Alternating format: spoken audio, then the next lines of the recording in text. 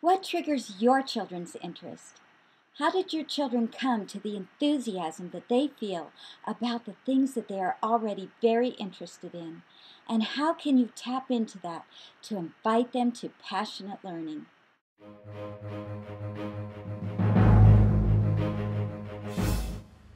I'm Karen Kendrick Cox of Courageous Beings. Every single interest that your children give their attention to first began by exposure. Somehow they were introduced to those interests in a way that captured their imagination, riveted their attention, and appealed to their desire to know and experience more.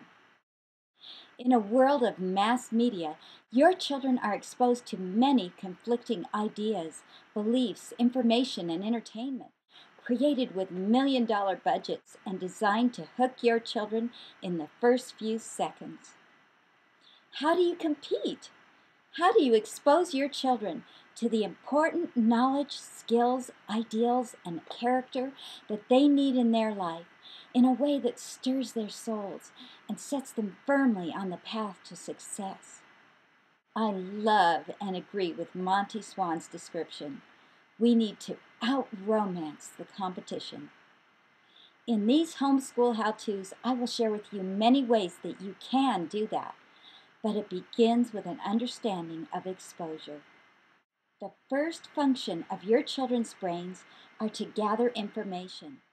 This function carries on effortlessly and voraciously within the realm of their exposure. There are two kinds of exposure: experiences and examples. Experiences expose your children to information, and examples expose your children to behavior.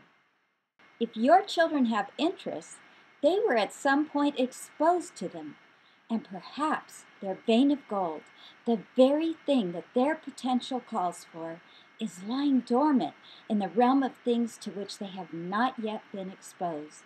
You are the key factor to expose your children to the world of learning and the most vital and impactful things they need in life. Imagine this scenario. Your children come running into the house one afternoon and call, "Mom, what's for dinner?" You call back, "Just go look around in the refrigerator and see what you can find." This approach to dinner and education may offer some novelty, but for long-term educational and character nourishment, it is a starvation menu.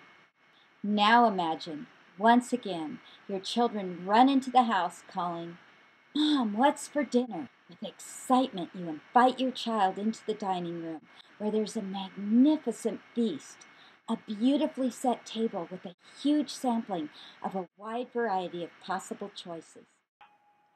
You are the most important factor to whether your children get a homeschool starvation menu or a feast. Give them an education smorgasbord packaged in the most inviting, impactful setting, one that will stir their emotions, ignite their interests, and romance their hearts.